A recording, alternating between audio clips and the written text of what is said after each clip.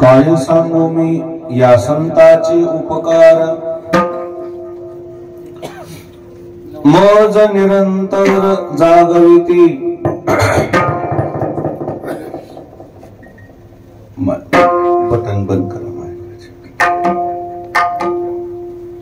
काय द्यावे त्याशी व्हावे उतराई, ठेविता हा पायी जीव थोडा। सहज बोलणे हितोपदेश, करुणी सायास शिकविती। काय द्यावे त्याशी व्हावे उतराई, ठेविता हा पायी जीव थोडा। तुका म्हणे वत्स धेनू एक चित्ती, तैसे मज येती सांभाळीत। काय द्यावे त्याशी व्हावे उतराई, ठेविता हा पायी जीव थोडा। विठ्ठला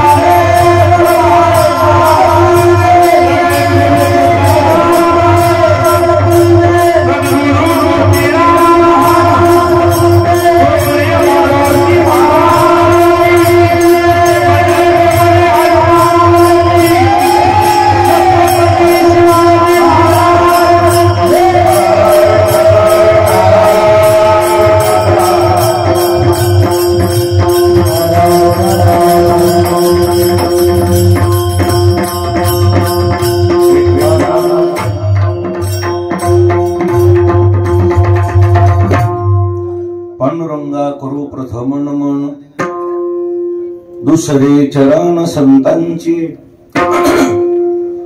त्यांच्या कृपादाने कथेचा विस्तारू, बाबाजी सद्गुरु दास तुका। प्रतिवर्षाप्रमाणे महान संत ब्रह्मीभूत सद्गुरु मोतीराम महाराजांचा नियम, मोठ्या महाराजांचा नियम, समस्त ग्रामस्थ मंडळी माहेर सर्व ग्रामस्थांनी 1961 पासून हा नियम चालवलेला आहे। सर्व गाव या कार्यक्रमाकरता तन मन धनाने याच्यामध्ये समाविष्ट होत आहे। या निमित्ताने उपस्थित सर्व आदरणीय महाराज मंडळी, भजनी मंडळी, गुणीजन मंडळी, श्रोते मंडळी, माता भगिनी, नवयुवक, छोटे छोटे बालक सर्वांच्या समोर सर्वांच्या पाठांतरातला संतप्र प्रकरणातला अभंग सेवेकरता घेतलेला आहे। रात्रभर या अभंगावर आपण इथं कीर्तन श्रवण केलेले आहेत। समारोपीय प्रसंग आहे। सद्गुरु मोतीराम महाराजांच्या मोठ्या महाराजांच्या आशीर्वादाने सर्वजण मिळून सेवा करू। विठाला विठाला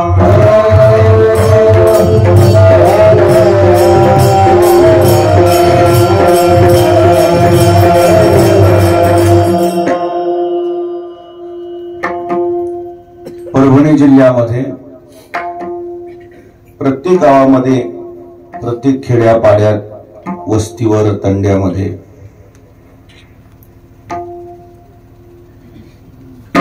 प्रत्येक गाव फार अट्टहासानं सप्ताह करते,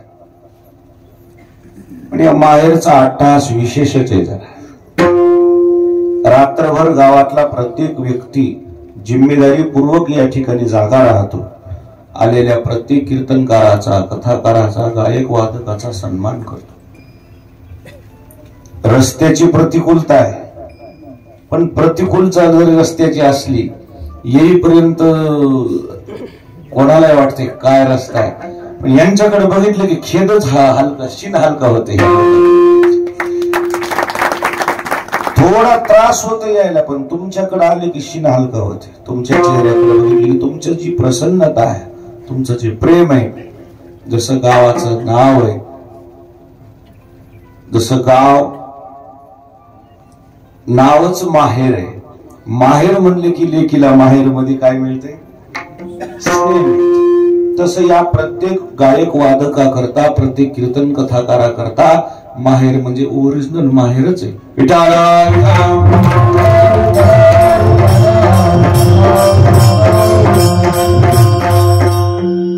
दिवाळीच्या मुळा लेकी असावली. दिवाळी जवळ आली की लेकीला जसं माहेराला जावंसं वाटते, तसं या महाराष्ट्रातल्या आपल्या परिसरातल्या प्रत्येक गुणीजनाला इथं यावं वाटते. त्याचं कारण आहे तुमचं मिळालेलं स्नेह.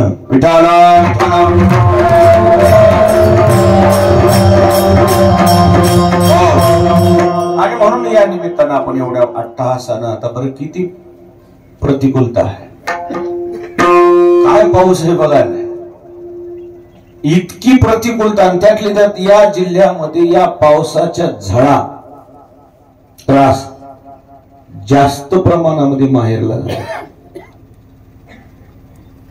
अचानकच रात्रीतून पाऊस आलं, पूर आला. त्या पूर परिस्थितीमध्ये हजारो लोकांचं नुकसान झालं.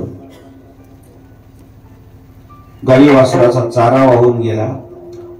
शेकडो शेतकऱ्याच्या शेतात पाणी शिरलं. पण तेवढंही जरी नुकसान झालं, या माहेरच्या लोकांच्या चेहऱ्यावर दिसू देत नाही. ते हजार दुःख लपून या नियमाला मात्र ते दुःख माग टाकून ही लोक जागी राहतात. याचा आम्हाला स्वाभिमान.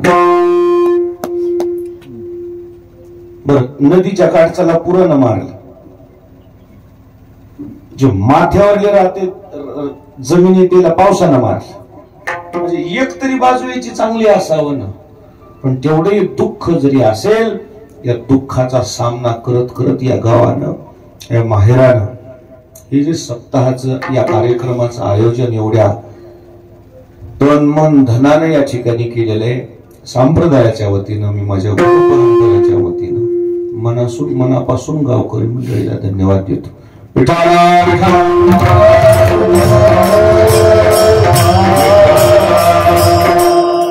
आणि म्हणून या निमित्ताने आपण सर्वजण या ठिकाणी एकत्र आलेला आहात. नियमाला जसं एकत्र येतात, आत्मीयतेने हे सगळं कार्य पुढे चालवतात. हे संप्रदायासाठी स्वाभिमानाचा विषय. सेवेकरता घेतलेल्या अभंगामध्ये जगद्गुरु तुकाराम महाराजांनी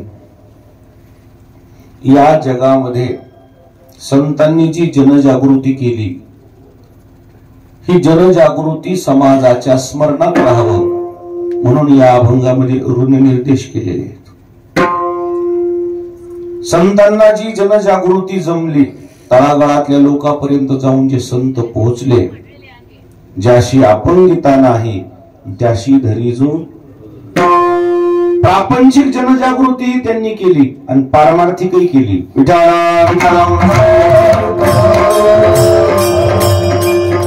संसारामध्ये आपलं पाऊल कसं पडायला पाहिजे, संसारामध्ये आपण कसं जगायला पाहिजे हे शिकवले. त्यांनी जी जनजागृती केली, व्यवहार शिकवला आणि मग परमार्थ शिकवला. खरे शिक्षकच तर संत आहेत या जगाच्या पाठीवर.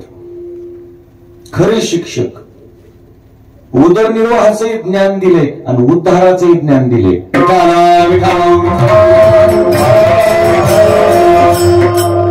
उदरनिर्वाहाचं ज्ञान देणारे शिक्षक भरपूर आहेत. ती त्यांची बुद्धिमत्ता आहे, त्यांनाही सलाम आमचा. पण उद्धाराचं ज्ञान देणारे जर या जगामध्ये शिक्षक कोण असतील तिथे फक्त साधू संत आहेत.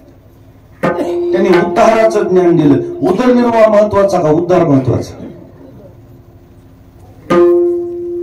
एक शब्द ध्यानात सांगू का तुम्हाला? उपजीविका महत्वाची का मुख्य जीविका महत्वाची? समजलं का नाही सर? सध्या आपण ज्यावेळी आपल्या मुलाची सोयरी करतो त्यावेळी आपण कोणतं साधन पाहतो अगोदर? त्याच्या उपजीविकेचं साधन पाहतो. फक्त कशाचं? कशाचं साधन पाहतो? फक्त उपजीविका. पण त्या मुलाची मुख्य जीविका कोणी बघितली का? त्याचं ध्येय काय? केवळ संसार करणं त्याचं ध्येय आहे का? नाही.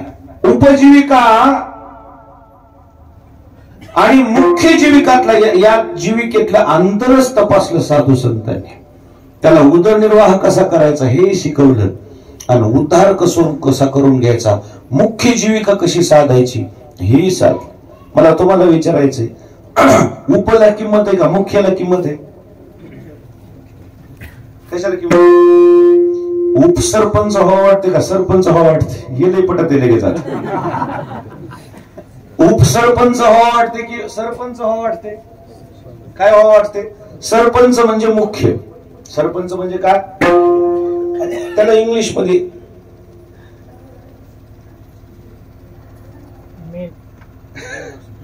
मेन नाही, इकडे माहित.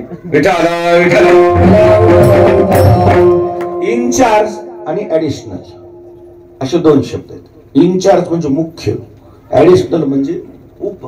आता तुम्हाला मला विचारायचंय, मुख्य व्हावं वाटते की उप व्हावं वाटते? काय व्हावं असं वाटते? काय व्हावं वाटते?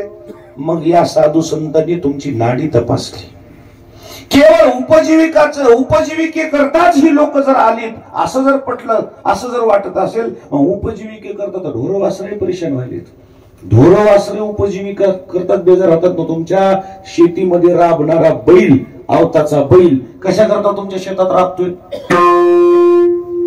केवळ कशा करता?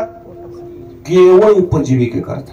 तुम्ही त्याला वेळच्या वेळेला चारा पाणी करावे, त्याचा दवाखाना बघावा, त्याचा गोठा बघावा, त्याला व्यवस्थित निवारा बघावा. यासाठी तुम्ही त्याचं संगोपन करावं म्हणून तुमच्या दारात राबतो. त्याला पगार आहे का काही? त्या आऊत हाकणाऱ्याला बैलाला पगार आहे की ते आऊत हाणणाऱ्याला पगार आहे? थोडा विको कमी पाहिजे दादा आणि आवाज जास्त पाहिजे. किंवा यांच्या विकोमुळे जर मला रिपीट येत असेल तर तुमच्या तेवढ्या पुरतं बंद करायचं. थोडा अजून थोडा. विठाला विठाला विठाला. मला तुम्हाला विचारायचंय, उपजीविका म्हणजे जीवन आहे का आपलं? खरं सांग का? उपजीविके करता जी माणसं अवरात्र परेशान होतात, जीवाचं रान करतात, जीवन जगतात ते, पण केवळ उपजीविका करता जाते. मुख्य जीविका जगायची राहूनच जाते ते.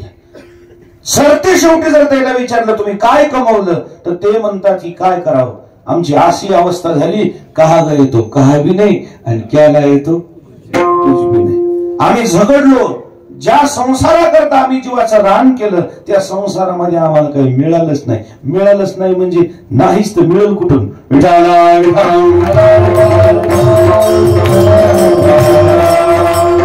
यया फळना चुंबिता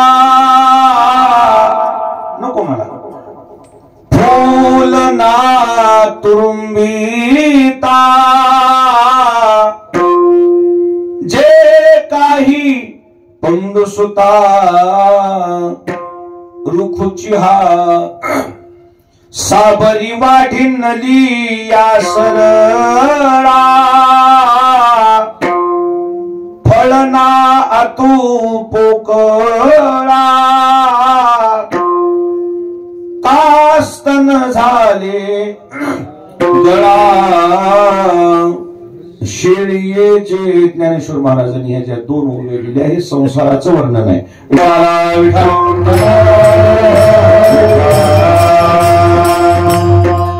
ज्या पोटा करता, ज्या उपजीविके करता आपण अहोरात्र परिश्रम घेतो, त्या संपूर्ण लोकांचा सरते शेवटी जर अनुभव ऐकला तर त्याच्या जीवनामध्ये पश्चातापाशिवाय दुसरं काही नाही.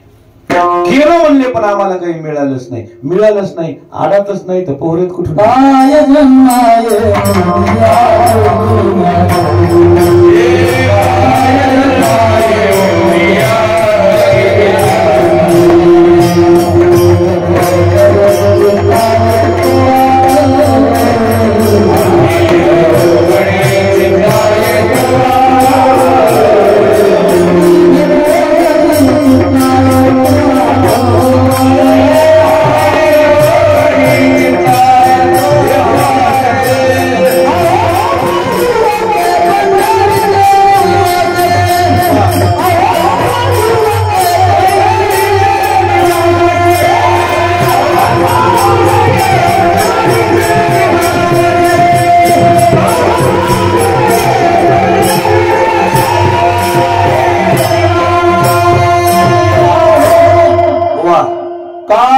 जन्माये ओनिया केली म्या जोडी, आची घडोघडी चित्ता येतो आठव.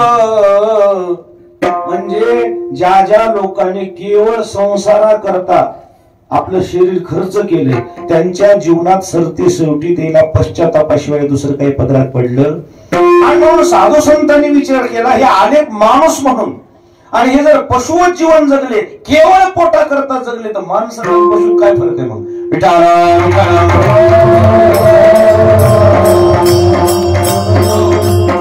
केवळ उदरनिर्वाह आपला हेतू नाही, आपला हेतू उद्धार आहे याचं ज्ञान आपल्याला जर दिलं असेल तर ते साधू संतांनी दिलं. म्हणजे खरी जनजागृती आपल्या जीवनात जर कोणी केली असेल तर महात्म्याने केली.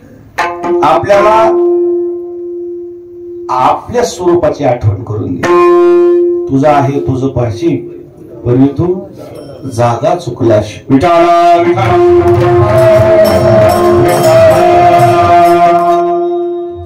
एका जंगलामध्ये वाघ राहत होते. वाघ, सिंह, हत्ती, जंगली सगळे पशु. मग अचानक त्या वाघाच्या कळपामधून, त्या झुंडमधून एक पिल्लू मागं राहील. आणि ते एक पिल्लू मागं राहिल्यावर काही जे मेंढपाळ होते, शेळ्या मेंढ्या चारणारे होते, त्यांना जंगलाशिवाय पर्याय नव्हता. जंगलातच ही सगळी पशुधन आपलं चारायला जावं लागायचं. मग चारायला गेल्यानंतर त्यांच्यासोबत कुत्रे असायचे, ते संगोपन करण्याकरता, त्या मेंढ्याचं राखण करण्याकरता काय असायचे, कुत्रे, कुत्र्याचे पिल्ल. कारण ते लांडगे आले, वाघ आले, ते हिंस्र पशु, ते दुसरे असे जे हिंस्र पशु आहेत, कोण नसन, तरस आलं, असे जे जंगली प्राणी आहेत, ते जंगली प्राणी आपल्या शेळ्या मेंढ्यावर काय करू नये, हल्ला करू नये म्हणून त्याचं संगोपन करायला काय सांभाळलेले, कुत्रे सांभाळ. बऱ्याच लोकांचे आखाडे सुद्धा आता सध्या कोण सांभाळायले. हो, हे झोपायला नाही तिथं. सायंकाळी 5-7 वाजता एकदा नेऊन तिथं आखाड्यात गाई बैल म्हशी बांधतात आणि मग त्याच्यामध्ये एकदा वैरण टाकतात आणि मग तिथून पुढे जिम्मेदारी कोणाची, श्वान रक्षक, कुत्रेच राखण करतात. खरं सांगू तुम्हाला, सिक्युरिटी गार्ड आहे ती, सिक्युरिटी गार्ड बिन पगार. प्रत्येक गावामध्ये, प्रत्येक चौकामध्ये एक दोन असे कुत्रे बसलेले असतात. अजूनही बघा तुम्ही, बाजूला झोपत नाही. कुठं झोपते, रस्त्यात. कशामुळं, मग कोणी आलं गेलं बाजूला झोपल्या तर झोप लागायची. दिवसा झोपतात, संध्याकाळी. माझं वैयक्तिक मत आहे, शिळी चपाती ही त्याचा शिळी भाकरी हा त्याचा अधिकार आहे. शिळी भाकरी शिळी चपाती गाईला देण्यापेक्षा ताजी चपाती ताजी भाकरी गाईला द्या. तुम्हाला जरी गोमाता वाटत असेल, गोमाता मग शिळी भाकर खाऊ घालता. त्या शिळ्या अन्नावर कोणाचा अधिकार आहे? बरं, ते शिळं अन्न खाऊन तुमच्या घराचं रक्षण करतात, तुमच्या जमिनीचं रक्षण करणं. आता एक गोष्ट अशी झाली तुमच्या निदर्शनास कुठं कुठं आला असेल, कुत्री बारीक बारीक लेकरावर हल्ले करायलेत. त्याचं कारण काय झाले माहितीये का? शिळं अन्न जे त्यांना मिळत होतं ते मिळत नाही. का मिळत नाही? शिळं अन्न काही लोक एक तर फेकून दिले त्या कचरा कुंडीत, नाही तर मग विकायलेत. बरोबर आहे का? चुकायले माझं? विकायलेत आणि मग विकलं गेलं, गाईला खाऊ घातले. काही गाईला खाऊ घालतात, काही फेकून देतात. त्या शिळ्या अन्नावर राहून जर ड्युटी करणारे कुत्रे उपाशी मरत असतील, त्यांचा नाईलाज आहे म्हणून ते हल्ला करतात. पण ते कुत्रे जे, कुत्र्याबद्दल मी ज्या बोलतो की नाही, ते कुत्रे तुमच्या गावाचं रक्षण करत होते. या कोपऱ्यातलं कुत्र भुकलं तिकडे आखाड्यावर म्हणते मांसाहारी तिकडे म्हणते वाव, आत्ती सगळं गाव आणि मग गावाला जाग राहते. हे रक्षक आहेत. कोण आहेत हे? रक्षक आहेत. परंतु खरं सांगू, ते नरभक्षक का व्हायलेत त्याचं कारण नराचं कर्तव्य नराला माहित नाही. उपाशी मराले ते, त्यांना तुम्ही तसं खाऊ घालायला पाहिजे. शिळ्या अन्नावर त्यांचा अधिकार आहे, तरच ती गावाचं राखण करते. नाही लग्न तुम्हाला सीसीटीव्ही बसवावं लागेल. लाईट गेल्यावर करता काय तुमच्या सीसीटीव्हीला? लाईट गेले तरी कुत्र्याला दिसते कोण आलं कोण गेलं. अंधारात बघते, अंधारात लांब दिसते, दिसलंच नाही तर कशा. नवीन माणूस गावात आलं की कुत्र्याला कशावरून कळते? वासावून कळते. चोऱ्या करायली माणसं कोण धरायली? म्हणजे चोर धरण्याची ताकद ज्यांच्यात आहे, त्यांना जर तुम्ही खाऊ घालत नसाल तर तो अपराध नाही का? अपराध आहे तो आपला. जुन्या काळातल्या लोकांची फार इमानदार कुत्रे होते. आता कुत्रे शंकरीत आलेत. कुत्रेच कसे आले? त्याला आपलं कळण, परक कळण, भुकन बी काय पहा. फक्त ते सकाळी सकाळी संगण्याचं एकदा कुठेतरी त्याला संडास करून आणायचे, मग ते दारात बांधलेलं. फक्त कसलं कुत्र, लय भारी म्हणले. कुत्र बघितलं की भे वाटते, पण ते गेलं की हातात हात येते. थँक्यू म्हणला, आमच्या घराला आला, घेऊन जा सगळं म्हणलं. आपले जे पहिले जे गावरान कुत्रे होते त्याला आपलं परक कळत होतं, त्याला गावातलं परक माणूस कळत होतं. नवीन आलेल्या माणसाला भुकत होतं. ही आता शंकरीत कुत्री आपल्या माणसाला भुकन तर परक्याला भुकन काहीच नाही दिलं, काहीच कळत नाही. कसं आहे, या कुत्र्यावर जास्त मी बोलत नाहीये. आपल्या जे भारतीय शास्त्रामध्ये हे जे गावरान कुत्रे हे रक्षक होते हे मला सांगायचं. कसे होते? मेंढ्या वळणाऱ्या लोकांना शांत झोप लागत होती. कोणाच्या जीवावर? कुत्र्याच्या जीवावर. ते कुत्रे, त्या कुत्र्यासोबत एक वाघाचं पिल्लू आलं. कसं आलं? त्या मेंढ्या वळणाऱ्याच्या लक्षात आलं हे कशाचं पिल्लू आहे? वाघाचं. ते रोजचाच होता ना बिचारा. अरे म्हणजे पण पिल्लू आहे, अज्ञानी आहे, याला अजून मेंढीवर शेळीवर हल्ला करायचा माहीत.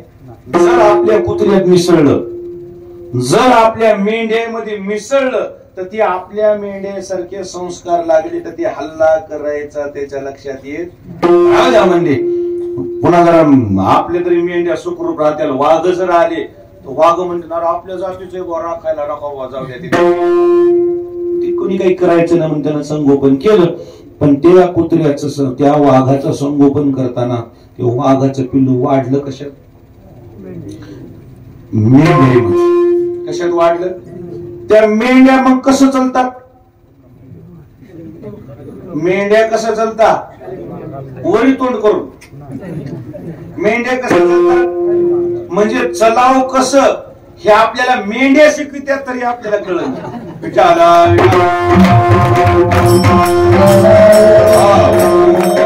कशी नजर असावी?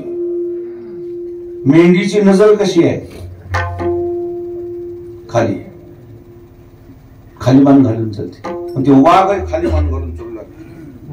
ते पिल्लू मिसळलं त्यांच्यामध्ये. खाली बघून चाललंय, खाली मान घालून चाललंय. मेंढ्या ओरडल्या की वाघ सुद्धा कस करू लागले, ओरडू लागले. वाघाची सुद्धा गर्जना नाही, डरकाळी नाही. मग कसं करायचं वाघानं? कसं करायचं?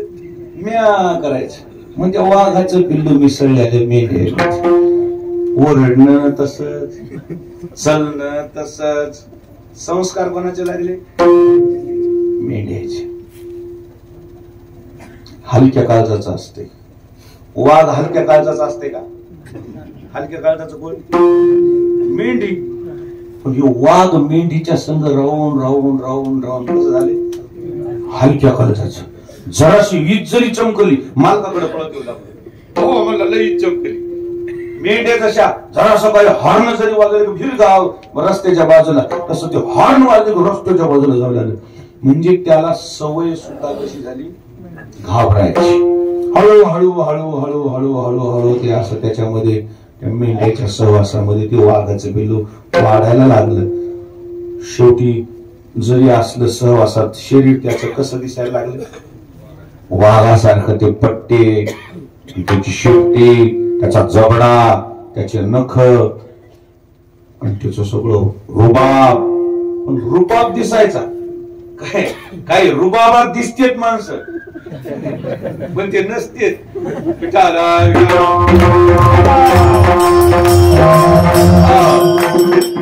परी नाही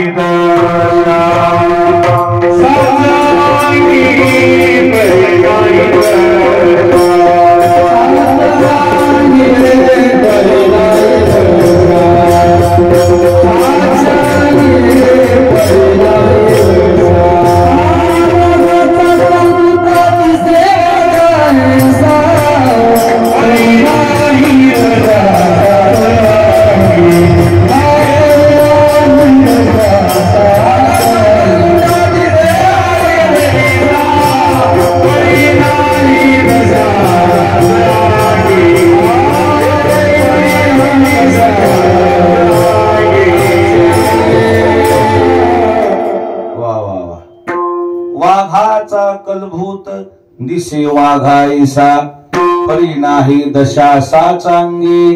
वाघ ते वाघच. आणि एक जण पुत्रीला वाघाचं कातड पांघरू घातलं होतं. एके दिवशी ते कटिंगच केली एक जण कुत्र्याची. पेपरला मोबाईलला आली. वाघाची कुत्र्याचीच कटिंग कशी केली? वाघावर त्याला सिंहावणी केली, त्याला पट्टी ओढली आणि मग ते म्हणाले काय बापा बालकानं बाई कटिंग केली, काय मारून मारून मै हाल केले. मोबाईलवर आलतो व्हिडिओ. एक लय पोरग लय मी लय बघत होते कुत्र्या बांजराच. लय खुशी होती. चुकीचं काय बघण्यापेक्षा पशु पक्षी बघितलेले बरे ना. ते लय बोलतय एक पोरग. कोण आहे की त्याचं काय ना म्हणतंय कालगन होई काही लय बसत बघा. खुश राजा तुला नाराज होऊन काय कामाचं? विठाला